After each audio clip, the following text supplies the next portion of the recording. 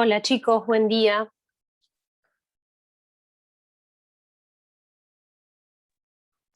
Hola, buen día, profe. Hola, buen día. ¿Cómo, cómo andan? Mil disculpas por lo del miércoles. La verdad yo estaba convencida de que me tocaba a mí. Perdón que los hice perder tiempo.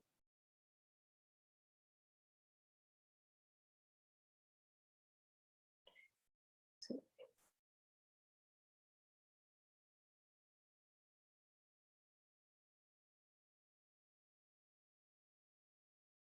Espero un minutito más y arrancamos.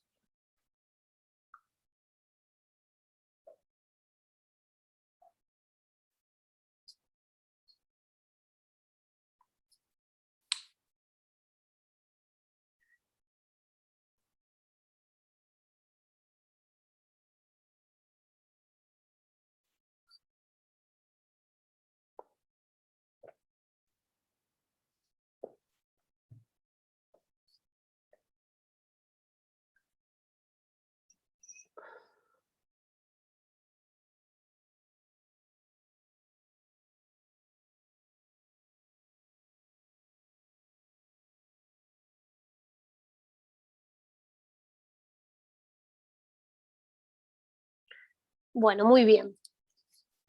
Hoy arrancamos con un punto específico de la unidad 6, que es acción y pretensión, ¿sí? Es un punto cortito, no nos va a llevar mucho tiempo esta clase, sino que es un punto más de lo que ustedes vieron hasta ahora con el doctor Espinosa, ¿sí? Así que va a complementar lo que hayan visto hasta el momento de proceso judicial, ¿sí?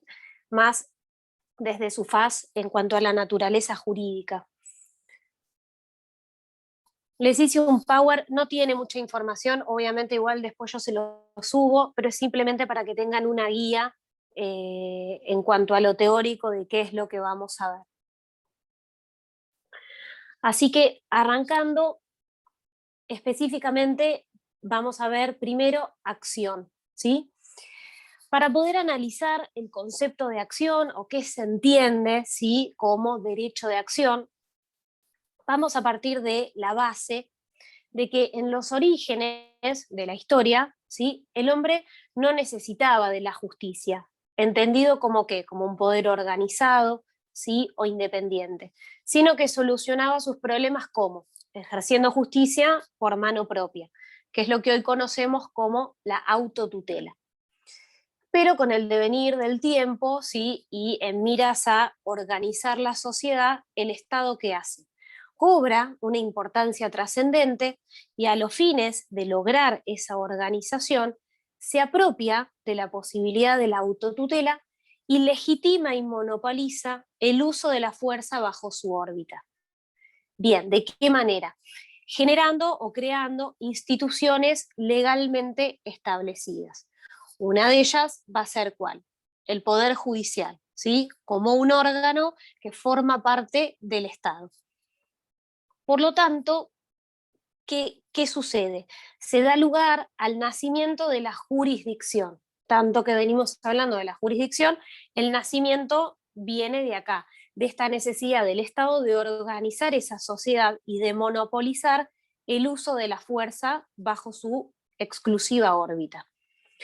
Entonces, la jurisdicción, ¿cómo lo podríamos definir? Como ese mecanismo que sustituye la voluntad de los particulares y que es, por un lado, un poder independiente al cual los sujetos se tienen que someter o tienen que acatar en caso de que se someta a alguna pretensión a su órbita, es decir, a ese poder, pero también funciona como un poder que está obligado a resolver, conforme a derecho, los conflictos intersubjetivos de intereses. Por eso, también después ustedes ven como definición que la jurisdicción es un poder-deber, ¿sí? Porque por un lado funciona como una obligación que tiene, pero también como un poder al cual los sujetos tienen que someterse en caso de haber acudido al mismo. Por lo tanto, el proceso civil, ¿de qué parte? De la idea de que todo proceso se inicia a solicitud e instancia de parte, ¿sí? Que acá juega no sé si ustedes lo ven ahora o en la segunda parte, lo que es el principio dispositivo en todo el sentido que tiene ese principio procesal. Por lo cual, a partir de este concepto o esta idea sobre la que se centra el proceso civil, aparece un nuevo interrogante, ¿sí?, por parte del derecho procesal. Si ese reclamo que se genera, es decir, si esa solicitud que se inicia a instancia de parte únicamente lo puede hacer quien tiene un perjuicio directo, es decir, por quien resulta directamente afectado por la cuestión que va a motivar la demanda judicial, o en su caso, si el derecho de peticionar, es decir, de poder llegar al órgano jurisdiccional, puede desvincularse de ese derecho quebrantado o afectado que tiene el sujeto y se puede fundar en uno propio e independiente. Es decir, la discusión en torno a qué va a girar, si la acción y el derecho quebrantado son lo mismo o si el derecho subjetivo quebrantado y el derecho de poder peticionar son dos cosas distintas que tienen una naturaleza jurídica y funciones diferentes. Por lo cual, ¿qué es lo que se va a analizar en el transcurso de los años? Todas las teorías sobre las cuales se va a basar el derecho de acción, para demostrar que si existe efectivamente un vínculo entre la acción y el derecho, que es esto que yo les digo, es decir, si hay un vínculo inescindible entre el derecho de accionar o de peticionar y el derecho subjetivo vulnerado, si por otro lado se trata de un derecho concreto, es decir, que existe acción en tanto y en cuanto haya una sentencia favorable, si la acción en realidad es un derecho abstracto, es decir, es un derecho subjetivo con el que cuenta la persona, ¿sí?, independientemente de la verdad que tenga o a la sentencia a la que se puede arribar, pero es un derecho que le corresponde per se. Si es un derecho constitucional, si tiene naturaleza pública o privada, o si se plantea contra el Estado o contra el adversario. ¿Por qué yo les hago este raconto? Porque a partir de acá son todo lo que va a sostener cada una de las teorías que ustedes tendrían que ver o que por lo menos conocer. La idea no es que se sepan ni todas las teorías que existen, ni con toda la profundidad posible, sino que ustedes tengan una noción de cómo fue evolucionando en el tiempo, ¿sí?, el concepto del derecho de acción, y al día de hoy, hay un montón de miradas o un montón de conceptos, aunque estén teñidos por esta evolución, qué es lo que se puede entender al día de hoy por el derecho de acción. En cuanto a las teorías, la primera teoría que se formula es la que se denomina la teoría clásica, ¿sí? Es la que parte ¿de qué? Del análisis de la concepción monista del derecho romano. Esta teoría se puede definir a partir de una frase clave que lo que sostiene es que la acción no va a ser otra cosa que el derecho de perseguir en juicio lo que a uno se le debe. ¿Esto qué significa? Que la acción tiene como fundamento la equivalencia absoluta entre el derecho y la acción. Es decir, que no puede existir un derecho subjetivo sin acción, ni acción sin derecho. Por lo tanto, la acción no va a ser otra cosa que el derecho mismo quebrantado, deducido judicialmente, y que la acción funciona como la vía de ejercicio de ese derecho subjetivo. Es decir, que este sector entiende que aquel que se dirige a un juez reclamando algo solo lo puede hacer si es directamente afectado, ¿sí?, es decir, si es a él al que se le ve vulnerado algún derecho subjetivo y que tiene un interés actual y concreto. Esta teoría recibe un montón de críticas porque esta relación inescindible entre acción y derecho hace que queden afuera un montón de posibilidades para el justiciable.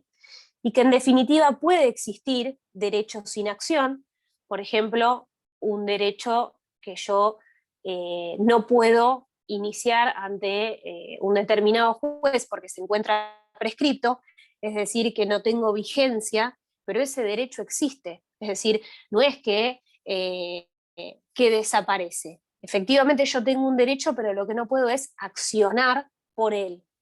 Y también podría existir acción sin derecho, porque en definitiva podría suceder que un juez dicte una determinada sentencia desestimando el derecho pretendido y en definitiva yo puse en marcha el aparato jurisdiccional aún no teniendo un derecho subjetivo a mi favor. Por eso, a partir de todas estas críticas y obviamente de la evolución que se va a ir dando en el mismo derecho, van a surgir otros pensamientos a partir de los cuales qué es lo que se da o qué se da como desprendimiento definitivo. La diferencia entre el derecho de acción y el derecho subjetivo, ¿sí? Es decir, que se da comienzo a la autonomía de la acción. ¿Cuándo se da esto? A partir del año 1856, ¿sí? En donde esta separación de los conceptos da como nacimiento las teorías modernas, en donde se conforma la teoría publicista o dualista, dejando de lado la teoría monista que venía del derecho romano, ¿sí? Esto comienza con una famosa polémica entre dos juristas que van a hacer una interpretación, ¿sí?, de la acción desde el derecho civil romano. ¿Y qué es lo que se obtiene? Esto que yo les digo. El desprendimiento definitivo entre el derecho de acción, a partir de este momento, ¿cómo se lo empieza a ver? O es decir, ¿a qué se apunta con el derecho de acción como un derecho autónomo? Ahí voy.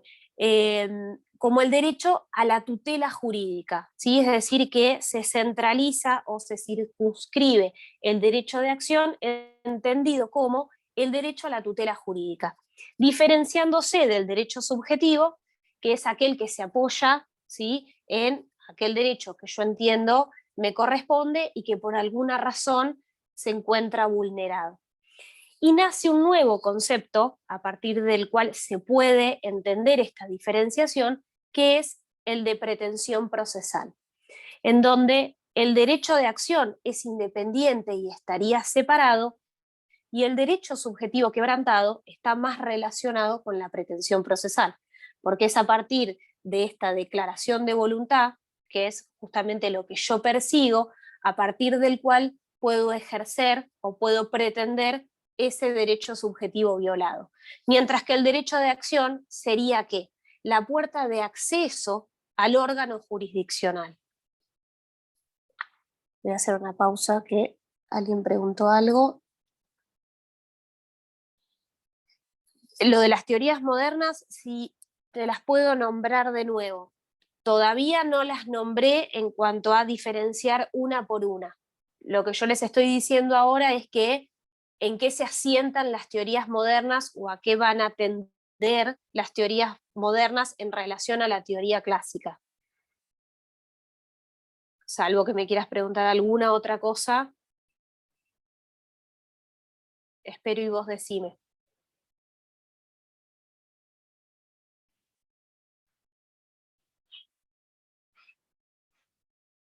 Bien. Entonces,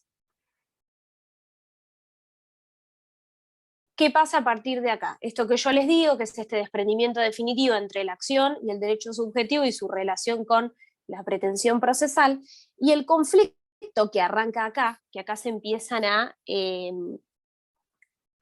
realizar diferentes teorías o a verlo desde diferentes lugares, lo que se busca es determinar cuál era la real naturaleza de la acción, si se entiende como un derecho independiente al derecho subjetivo vulnerado. ¿Por qué? O sea, es decir, ¿por qué arranca un conflicto a partir de determinar la naturaleza jurídica? Porque a partir de acá, lo que muchos empiezan a sostener es que existiría una nueva relación inescindible entre la acción y obtener una sentencia favorable. Es decir, pensar al derecho de acción como un derecho subjetivo para obtener de la jurisdicción una tutela concreta. Esto es lo que sostiene la teoría del derecho concreto. Aquel que entiende que la acción, para ser considerada tal y que para que efectivamente se dé, debo necesitar una sentencia favorable que me reconozca ese derecho. Por lo tanto, solamente existiría acción en tanto y en cuanto yo obtenga como resultado una sentencia que me resulte favorable. Por lo tanto, lo que se busca es hacer evidente el derecho discutido, ¿sí?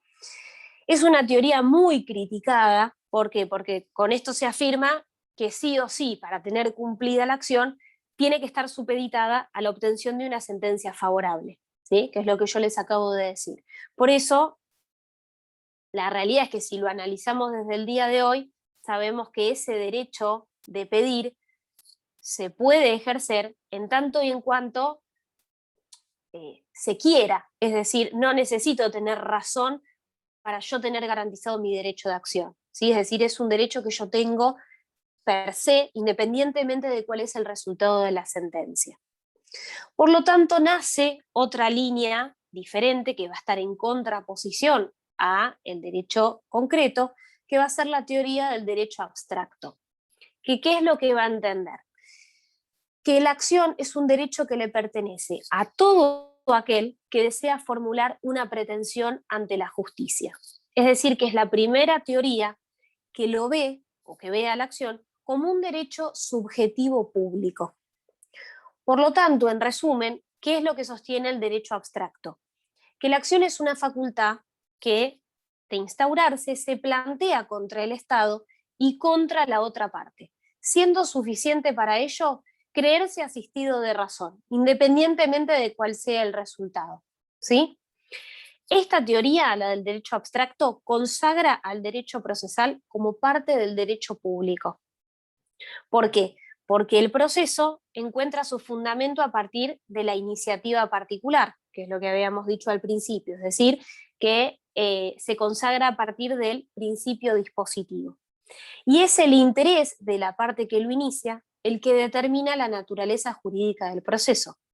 Y si estamos hablando que ese derecho de accionar, de acceder al proceso, es un derecho subjetivo público, porque se tiene por el solo hecho de querer acceder al órgano judicial, entendemos de que el proceso forma parte del derecho público. Esta posición, a su vez, es la que más relación va a tener con el derecho constitucional. El derecho constitucional, ahora en un ratito lo vemos, es el que va a definir a la acción como el derecho de petición a las autoridades que está consagrado constitucionalmente. Por eso es el que más relación va a tener con el derecho constitucional, porque justamente lo que sostiene el derecho abstracto es que la acción es entendido como un derecho subjetivo de carácter público.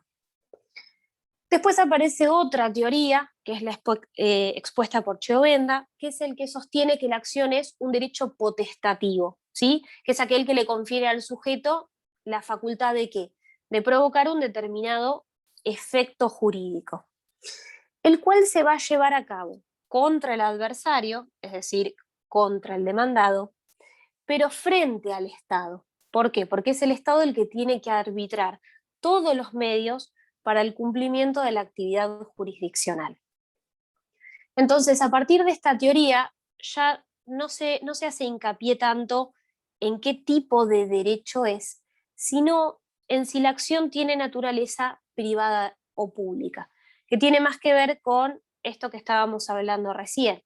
Es decir, si esa acción se ejerce contra el demandado o si en realidad es un derecho que está más vinculado con el poder deber del Estado, de garantizar y otorgar tutela jurisdiccional.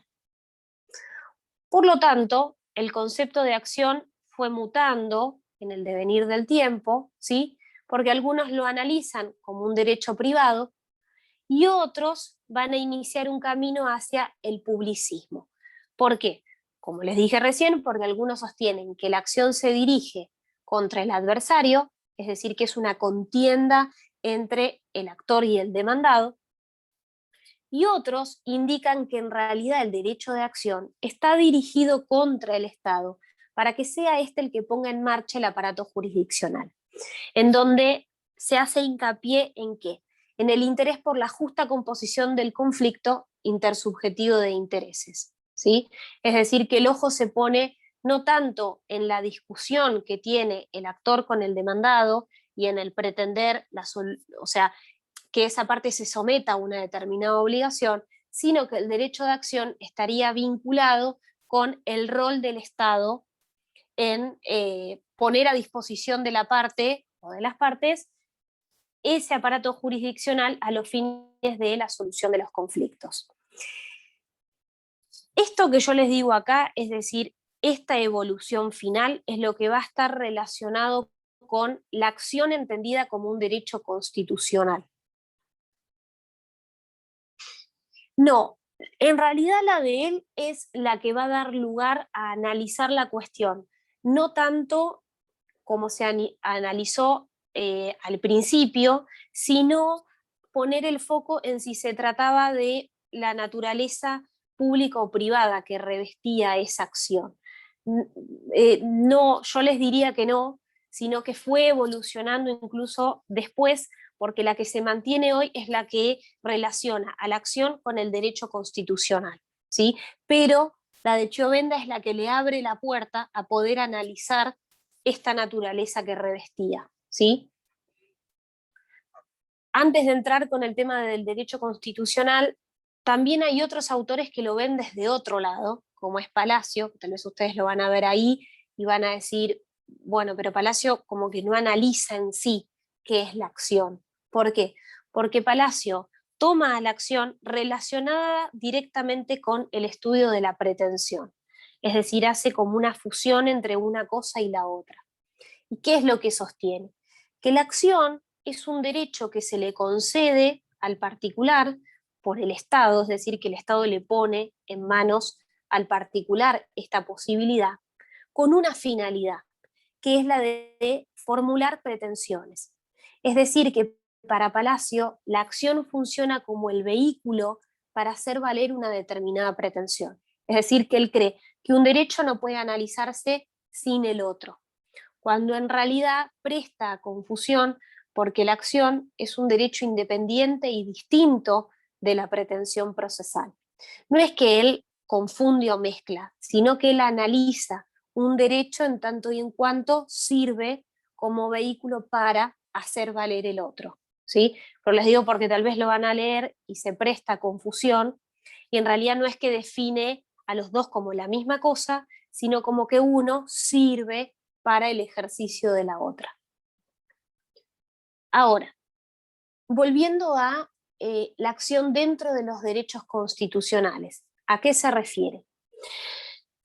A que esta mirada lo que hace es que el análisis deje de tener hincapié en el interés de las partes, es decir, en esta discusión o en esta controversia que se da entre el actor y el demandado, o ver a la acción como un derecho que se ejerce contra la contraparte, y se desplaza el ojo hacia la actividad jurisdiccional. Es decir, que lo que se intenta acá es resolver cuál es el rol que tiene el juez en el proceso, o qué rol tiene el juez frente a la necesidad de una de las partes que acude a ese órgano jurisdiccional. Esto se da a partir de qué? De el intervencionismo estatal y en tratar de resolver cuál es el rol que cumple el Estado a través de cada uno de sus órganos, ¿sí? Por lo tanto, el énfasis ya no está tan puesto en el estudio de la acción, sino en la relación que tiene la acción con la jurisdicción. Entonces, ¿qué es lo que dicen los doctrinarios a partir de acá? Que una teoría que trate de explicar la naturaleza jurídica de la acción tiene que partir sí o sí de la base del derecho que tiene cada uno de los sujetos a que se le preste jurisdicción. Es decir, que el estudio de la acción va a ir directamente relacionado con el estudio de la jurisdicción, porque justamente lo que busca la acción es ese derecho, o lo que se explica a través de la acción, es el derecho que tiene cada uno de los sujetos de poder acudir a un órgano jurisdiccional a los fines de que pueda resolver un conflicto intersubjetivo de intereses.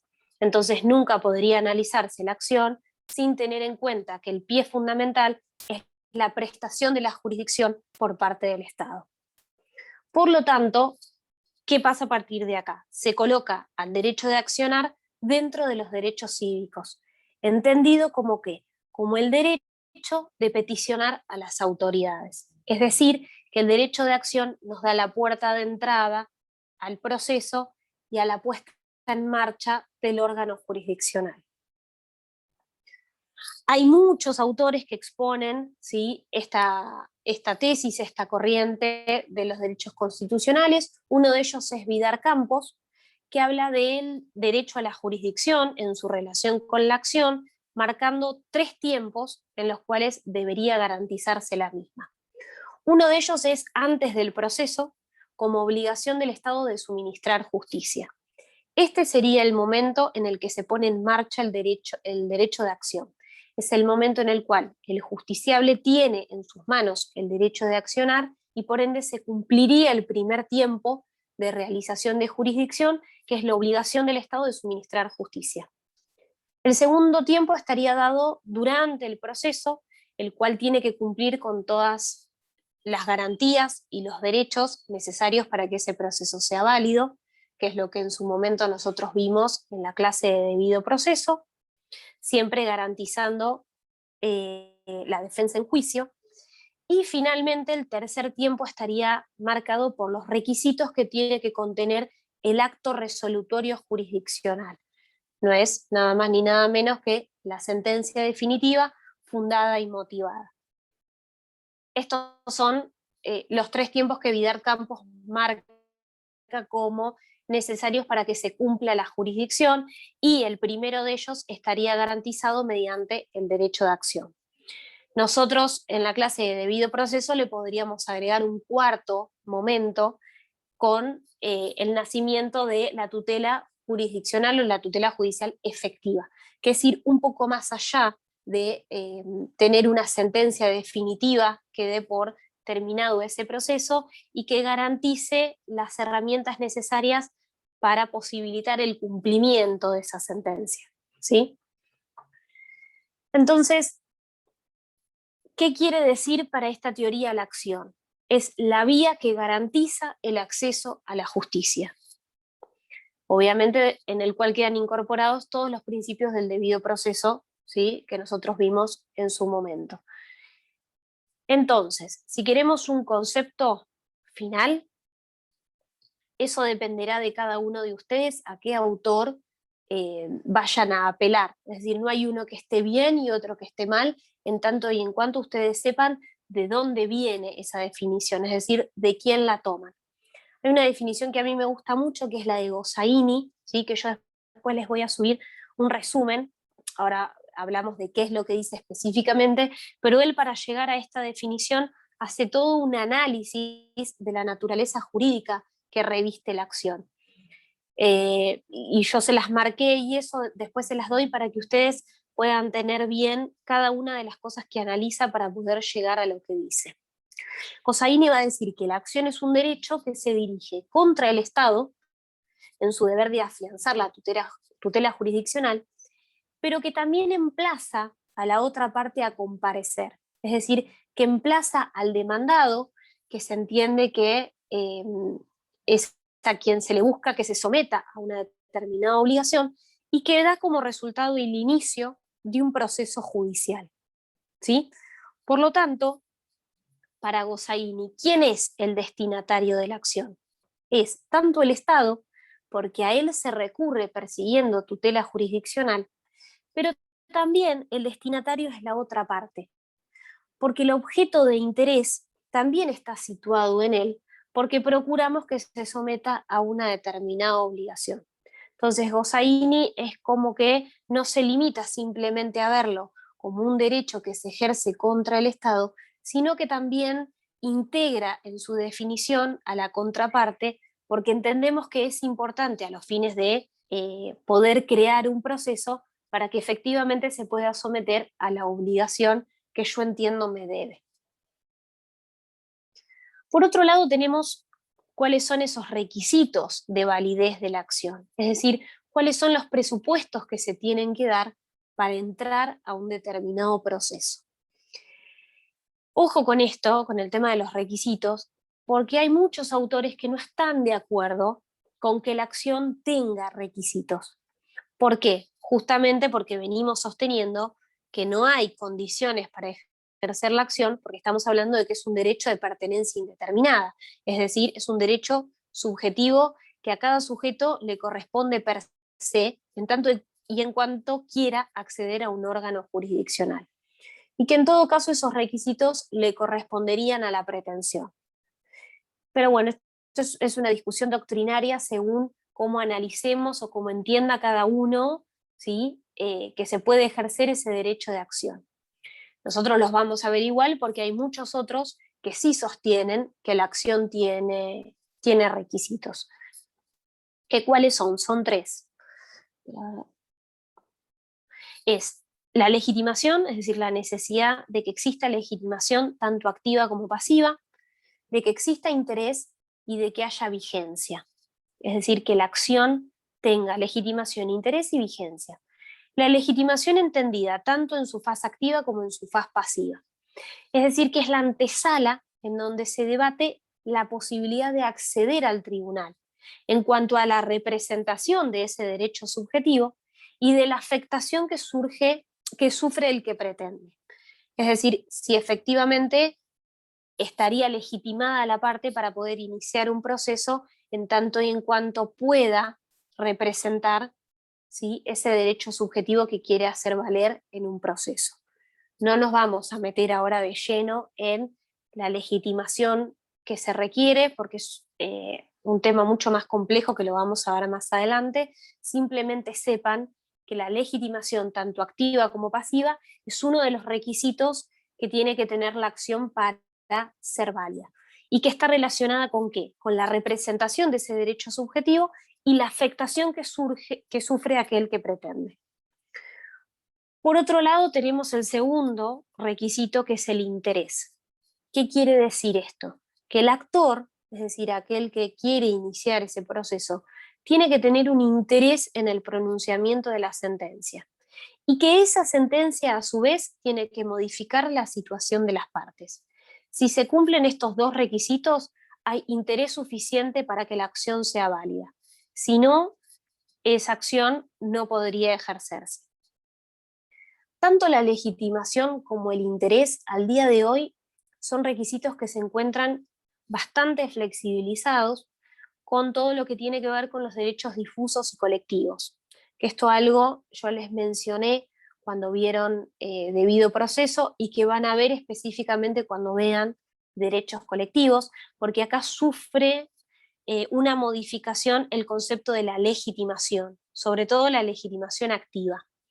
Entonces, al día de hoy es importante saber que estos requisitos de la acción, tanto en la legitimación como en el interés, ¿sí?, tienen que verse flexibilizados, porque si no el concepto de acción se vería muy reducido y habría un montón de sujetos que no podrían acceder al órgano jurisdiccional, entendiendo el juez desde la letra dura que no tienen legitimación suficiente para poder dar por iniciado un proceso.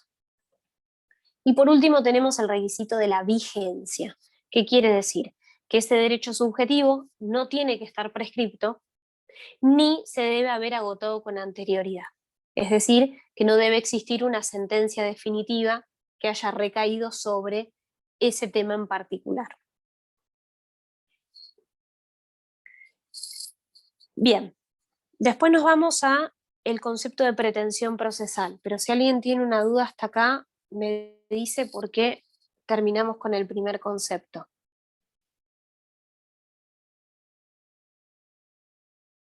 Bien, sigo. Entonces, pretensión procesal. La pretensión procesal en este caso no es algo que se tiene, es decir, no es como un derecho que se posee, sino es algo que se hace. Por ende, la pretensión procesal es un acto, ¿sí? Por lo tanto, el estudio de la pretensión, ¿en qué se centra? En analizar la actividad de reclamar aquello a que se aspira, es decir, el cumplimiento de una obligación o el hacer valer un determinado derecho, es decir, ¿qué es lo que yo pretendo de la otra parte? ¿A partir de qué? Y de una sentencia que en este caso sí me sea favorable en el caso de haber formulado una pretensión, ¿sí? Y obviamente, ¿en qué va a tener fundamento? En un derecho subjetivo quebrantado, y que tiene que reunir los requisitos de admisibilidad, procedencia y fundabilidad los cuales se encuentran desarrollados en la demanda. Por ende, acá se pueden mezclar tres conceptos, ¿sí?, que suelen estar muy relacionados, pero que son diferentes entre sí. ¿Cuáles son? El concepto de acción, el concepto de pretensión y de demanda, que muchas veces una cosa se enumera como la otra o se dice una cosa queriendo decir otra, ¿sí? Y son tres cosas que ustedes tienen que entender que son diferentes. Por ende, ¿qué se entiende por acción? Bueno, por todo lo que dijimos hasta recién, podríamos definirla como aquella herramienta fundamental la cual le permite al justiciable obtener el acceso debido a la jurisdicción. Ese derecho constitucional o garantizado constitucionalmente de acceder al órgano jurisdiccional a los fines de tener acceso al debido proceso, ¿sí? Por otro lado, tenemos la pretensión procesal, entendida como ¿qué? Como la declaración de voluntad petitoria. Así lo van a encontrar en todos lados. La pretensión procesal entendida como la declaración de voluntad petitoria. Básicamente, ¿qué significa? ¿Qué es lo que quiero? ¿Qué es lo que pretendo? ¿A qué me presento en ese proceso? ¿Qué estoy buscando yo de la contraparte? Por lo tanto, lo que se intenta con esa pretensión procesal es satisfacer una voluntad. ¿Mediante qué? Mediante la obtención de una sentencia que me resulte favorable. ¿Fundada en qué? En un derecho subjetivo que el actor entiende se ha quebrantado. Y por último tenemos a la demanda. ¿La demanda qué es? Es el medio idóneo, la herramienta, ustedes lo van a ver más adelante como un acto procesal, mediante el cual ¿qué se hace? Se ejercita la acción, es decir, es la herramienta mediante la cual yo puedo poner en marcha ese aparato jurisdiccional, es la manera de entrar al proceso, y también es la herramienta o el acto procesal que contiene la o las pretensiones, ¿sí? Es decir, es la herramienta o el acto en el cual yo encuentro qué es lo que pretende la parte, es decir, la herramienta o el acto en la que se encuentra contenida la declaración de voluntad petitoria. ¿Cuáles son los elementos que componen esa pretensión procesal? Es decir, ¿qué es lo que tienen que tener para que esa pretensión exista? Sujetos, objeto y causa. ¿Cuáles son los sujetos que componen la pretensión procesal? Son, por un lado, las partes, es decir, el actor y el demandado, que tienen que concurrir al proceso con asistencia letrada obligatoria, y en su caso con la representación necesaria, ¿sí?, en caso de que tengan alguna cuestión de capacidad que haya que resolver. Y por otro lado, el órgano jurisdiccional, que puede ser unipersonal o colegiado, como ustedes han visto. Pero siempre tengan en cuenta que el sujeto que conforma la pretensión procesal es la persona sobre la que recaen los efectos del proceso, no sus representantes necesarios o los apoderados, ¿sí? Es decir, el actor y el demandado, en tanto en cuanto sean ellos los que se encuentran afectados por un determinado derecho, tanto en su fase activa como en su fase pasiva. Por otro lado, tenemos el objeto de la pretensión, que ¿en qué consiste? En el efecto jurídico que se quiere obtener. Es decir, qué es lo que yo vengo a pretender o qué es lo que yo quiero obtener a partir de mi declaración de voluntad. Palacio, por ejemplo, lo divide en dos. Entiende que existe un objeto inmediato y un objeto mediato.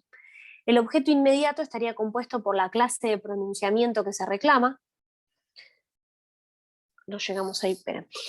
Es decir, si se busca una sentencia de condena, de ejecución o de declaración, una sentencia declarativa, y el objeto mediato estaría compuesto por el bien sobre el cual recae el reclamo, ¿sí? Es decir, un bien determinado, una suma de dinero, y siempre tener en cuenta que el objeto tiene que ser especificado de manera clara y concreta. Y por último tenemos la causa de la pretensión, que es el fundamento o el título en cuya virtud se pretende. Ojo con esto, porque no constituye causa las argumentaciones que se hagan en base a ese derecho, sino los presupuestos fácticos o la situación de hecho a los cuales se le va a asignar una determinada consecuencia jurídica. Es decir, cuál es la razón por la cual ese hecho, puede ser por ejemplo un accidente de tránsito, me dé como consecuencia una posibilidad de reclamo, ¿sí? ¿Por qué es importante analizar estos elementos? Es decir, no da igual quiénes conforman los sujetos, cuál es el objeto de la pretensión y cuál es la causa, es decir, de dónde se origina esta pretensión. ¿Por qué? Porque si de la comparación de dos o más pretensiones iniciadas en procesos independientes, es decir, un sujeto inicia un proceso basado en una determinada pretensión y después inicia otro proceso, ¿sí? Con otra pretensión, pero que analizándolas poseen sus tres elementos iguales, es decir, que resulta una triple identidad, origina el estado de qué? O de litispendencia o de cosa juzgada. Por lo tanto, quien es requerido judicialmente, es decir, el demandado, en un determinado proceso, y entiende que hay una triple identidad en los elementos de la pretensión de un proceso y de otro, podría oponer las excepciones de litispendencia o de cosa juzgada, según que ese proceso esté en trámite o efectivamente haya finalizado mediante una sentencia definitiva que esté firme y consentida, ¿sí? Puede pasar también que del cotejo de estas pretensiones se vea que estén vinculadas solamente por el objeto o por la causa. En este caso aparecen otros institutos que van a tener una relevancia importante que tienen que ver con la acumulación de pretensiones o con la acumulación de procesos, porque se entienden que si están vinculadas por el objeto o por la causa, esas son conexas, ¿sí? Por eso es importante analizar de dónde vienen todos estos institutos de la litispendencia, la cosa juzgada, la acumulación de pretensiones, bueno, de la identidad de los elementos de la pretensión, tanto en su triple identidad o que solamente se limite al objeto o la causa. Por otro lado, tenemos no los elementos, sino los requisitos, es decir, con qué se tiene que cumplir para que esa pretensión sea válida y me dé como consecuencia que ese proceso pueda continuar hasta su finalización.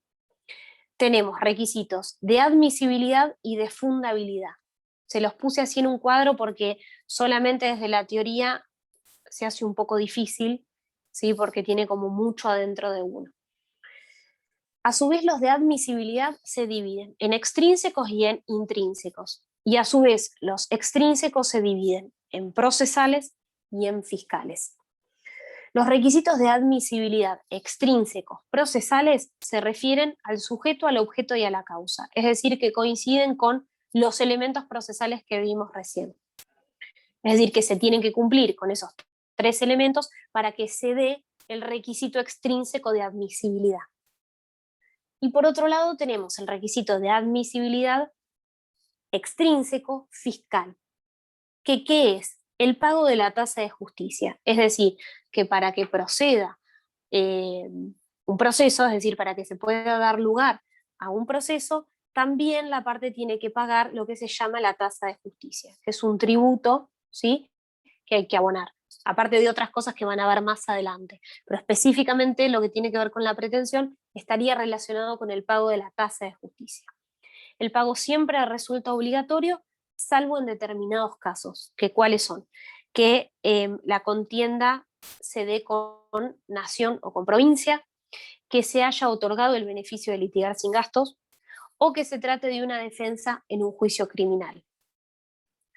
Y por otro lado tenemos los requisitos de admisibilidad intrínsecos, que se refieren tanto al sujeto como al objeto.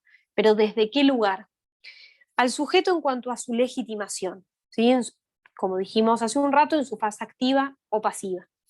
Y en cuanto al objeto, estamos hablando de que sea jurídicamente posible, ¿sí? Esto tiene que ver más con lo que ustedes ven en obligaciones, ¿sí? No contando con una cuestión procesal.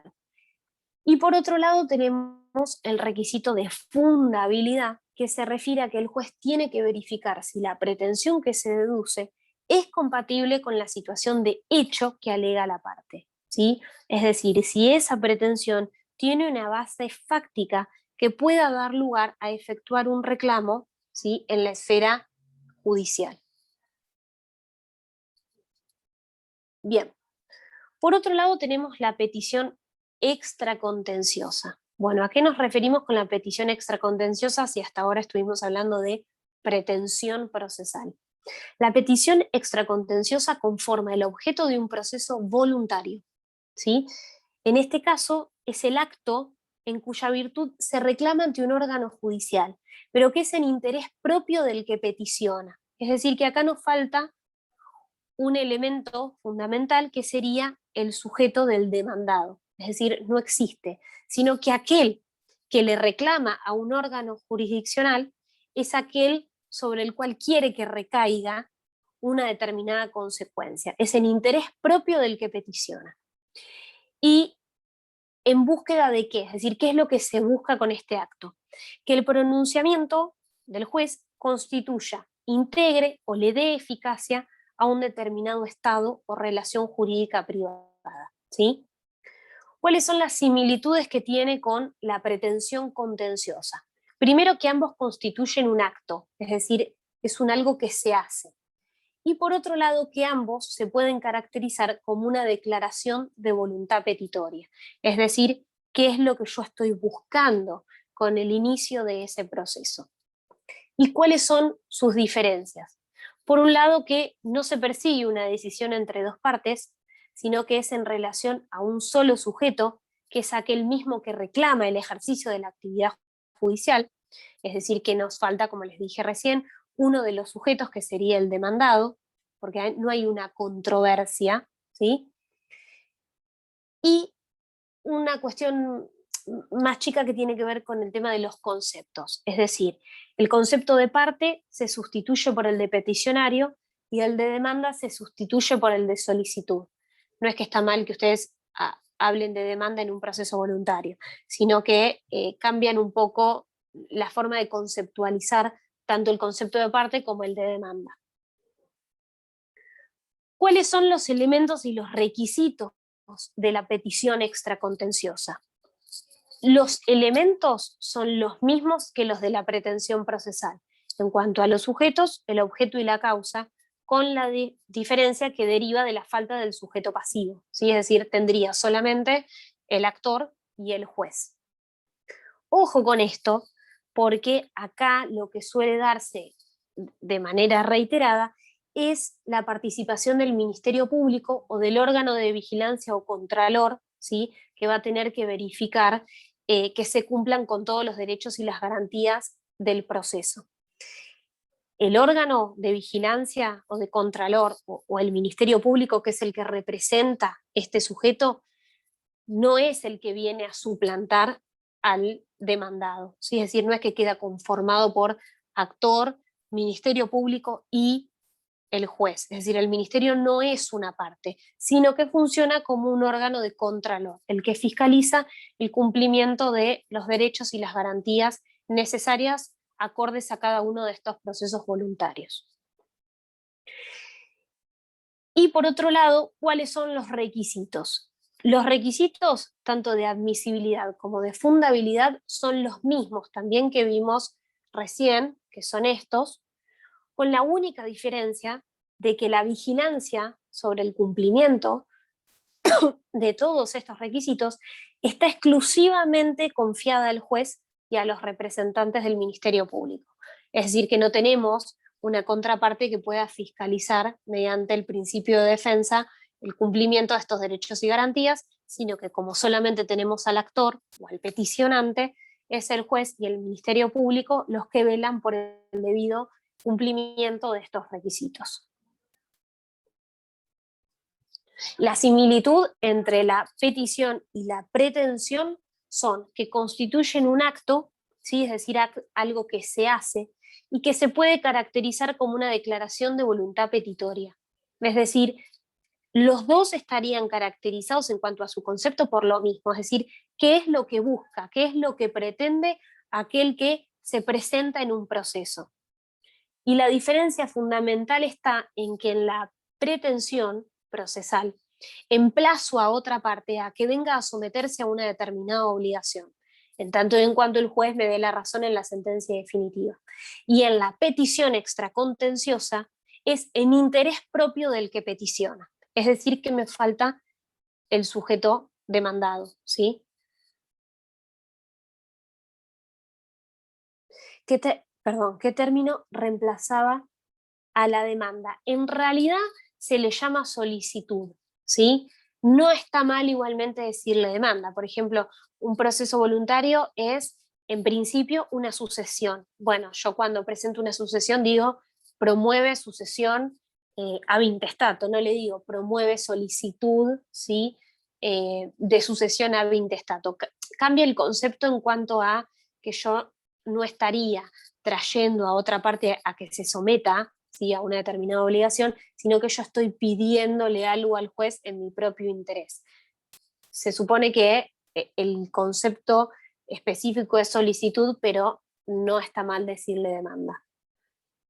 Les digo porque tal vez lo van a encontrar en algún libro como solicitud y se refiere a esta herramienta o acto procesal. ¿Bien? Sigo. Y por último, esto ya lo vimos, nos queda ver las diferencias, que en realidad son todas, yo lo vería más desde la similitud que existe entre la pretensión civil y la pretensión penal. ¿Por qué? Porque en realidad la pretensión civil y la pretensión penal son independientes, ¿sí? Es decir, no tienen un vínculo necesario entre una y otra. Sin embargo, hay algunas reglas a tener en cuenta en los cuales una está vinculada con la otra. El primero tiene que ver con el desistimiento. ¿Qué quiere decir? Que el desistimiento de la pretensión penal no impide, ¿sí?, que yo pueda plantear una acción en sede civil con el mismo objeto. Es decir, que yo puedo buscar el resarcimiento económico producto de un delito aún habiendo desistido de la pretensión penal. Pero sí, el desistimiento de la pretensión civil implica el desistimiento de la pretensión penal, ¿sí? Ahí tendríamos el vínculo. Es decir, el desistimiento de la penal no me implica el desistimiento de la acción civil, pero si yo desisto de la pretensión civil, automáticamente desisto de la pretensión penal. Por otro lado, ¿qué pasa con los tiempos? Si el planteo de la pretensión penal es anterior a la pretensión civil o se encuentra pendiente, no puede haber condena en el proceso civil antes que en el proceso penal. Es decir, que si yo tengo las dos pretensiones planteadas al mismo tiempo, sí o sí tiene que haber una condena o una absolución, es decir, una solución definitiva en el proceso penal antes que en el proceso civil. Y por último, hay determinados procesos en los cuales se permite plantear la pretensión civil dentro del proceso penal. Esto simplemente para que ustedes, no es para que ahonden demasiado, porque la verdad es que nosotros nos referimos simplemente a lo que hace el proceso civil y comercial, pero para que sepan que en algunas cuestiones la pretensión planteada en uno y en otro puede tener un vínculo o puede tener consecuencias, ¿sí?, en el proceso tanto en uno como en otro.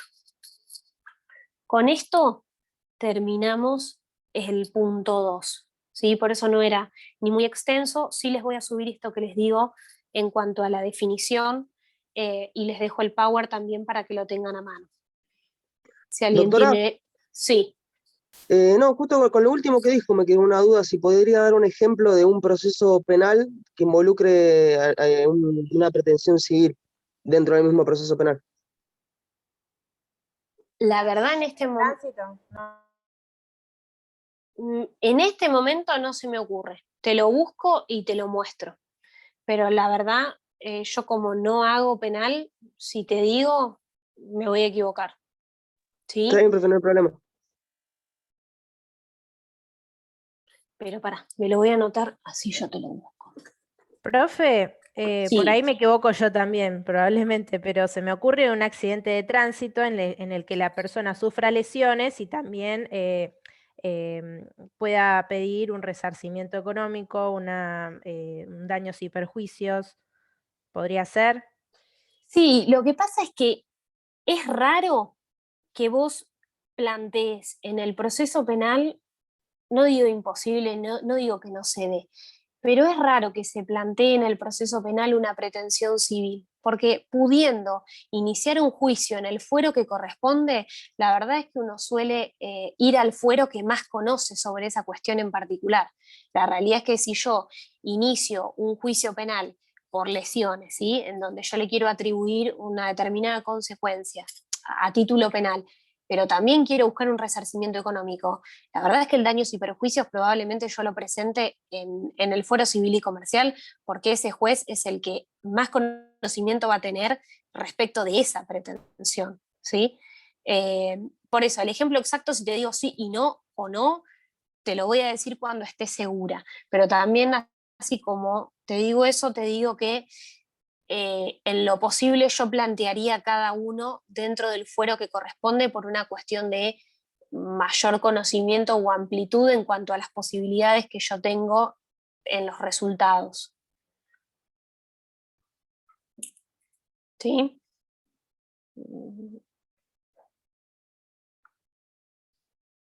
Muy bien. ¿Algo más?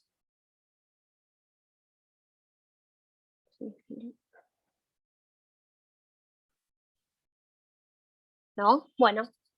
Bueno, chicos, conmigo terminan y nos vemos, bueno, no nos vemos, el día del examen. Así que estudien y mucha suerte. Cualquier duda que tengan en cuanto, no sé, a modalidad de examen o algo que les haya quedado, pregunten, ¿sí? Antes de llegar a esa instancia. Bueno, gracias, profe. Hasta luego. Gracias, profe. Buen día. Gracias, profe. Gracias, doctora.